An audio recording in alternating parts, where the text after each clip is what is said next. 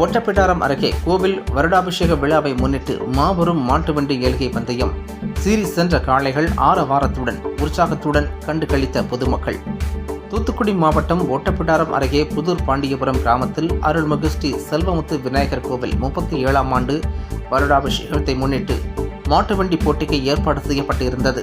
2 பிரிவுகளாக நடைபெற்ற இந்த போட்டியில் பெரிய மாட்டு வண்டி போட்டியில் 12 மாட்டு வண்டிகளும், சின்ன மாட்டு வண்டி போட்டியில் 24 மாட்டு வண்டிகள் பங்கேற்றன. இந்த மாட்டு வண்டி ஏலகை பந்தயத்தை ஐரவன்பட்டி தொழிலதிபர் முருகேச பாண்டியன், திருச்செந்தூர் முருகன் துணை டிரான்ஸ்போர்ட் தொழிலதிபர் பொன் முருகன் ஆகியோர் கொடியசைத்து துவக்கி வைத்தனர். சீறி பாய்ந்து சென்ற காளைகளை சாலையின் இருபுறமும் மக்கள் ஆர்வத்துடன் கண்டு களித்தனர். பெரிய மாட்டுவண்டி போட்டியில் முதலாவது பரிசை சீவலப்பேரி ஸ்ரீ துக்காம்பிகை மாட்டு வண்டியும், 2வது இடத்தை சிவகங்கை மாவட்டம் நானாதீனா முத்தையா வக்கீல் திருப்பதி மாட்டு வண்டியும், 3வது இடத்தை திருநெல்வேலி மாவட்டம் வேலங்குளம் கண்ணன் மாட்டு வண்டியும், 4வது இடத்தை மதுரை அவனியாபுரம் மோகன் சாமிக்குமார் மாட்டு வண்டியும் பிடித்தன.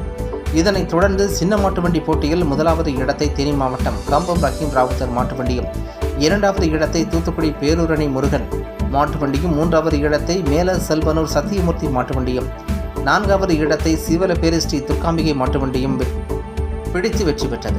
இந்த மாட்டுவண்டி போட்டியில் பெரிய மாட்டுவண்டி போட்டியில் முதலாவது வெற்றி பெற்ற சிவலப்பேரி துர்காம்பிகை மாட்டுவண்டி உரிமையாளருக்கு 2 லட்சம் ரூபாய் காசோலை வழங்கப்பட்டது. சின்ன மாட்டுவண்டி போட்டியில் முதலாவது இடத்தை பிடித்த மாட்டு உரிமையாளர் கம்பம் ரஹீம் ராவுத்தர் 1 லட்சம் காசோலை வழங்கப்பட்டது. மேலும் மாட்டின் உரிமையாளர்களுக்கும் சாரதிகளுக்கும் பரிசு தொகை வழங்கப்பட்டது.